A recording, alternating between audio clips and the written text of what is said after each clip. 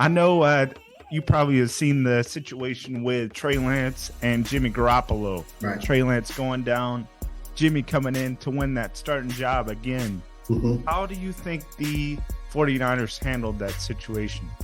Well, it's kind of unfortunate. I'm saying unfortunate because as an organization, and anybody that plays in a professional organization knows that it's all about business. The owners, the GMs, the head coaches, they want the next best young hot thing. And Trey Lance was that guy, and that's why they drafted him so high. Now, Jimmy is a great quarterback. He's proven that he can do it.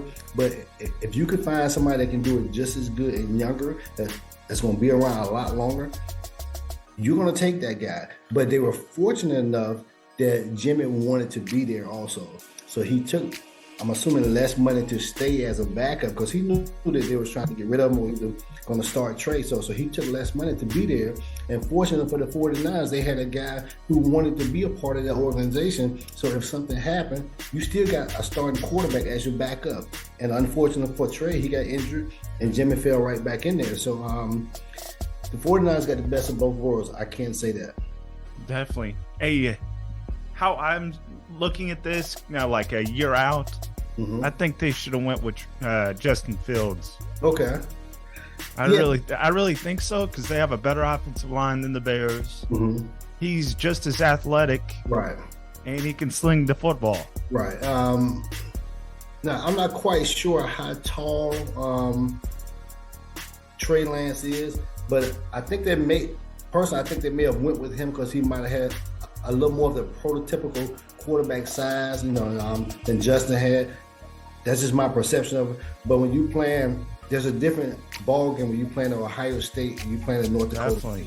So it was surprising, but at the same time, you never know what GMs and all those guys are thinking when they're making their decisions sometimes. Yeah, that's the same college that Carson Wentz came from. Right.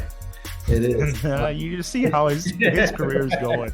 Yeah. He's going to turn into Ryan Fitzpatrick before too long. Right. Some guys just aren't, starting quarterback or starting whatever position material. They can just be a very good, solid backup guy. Even if they are a high draft pick. And it could just be the systems because I know I play with guys who flourish really well in some systems, and then they go to a different system. They're the same player, but you're not performing at a high level up under a 4-3 defense versus a 3-5 defense or a 5-2 defense. So it kind of depends on what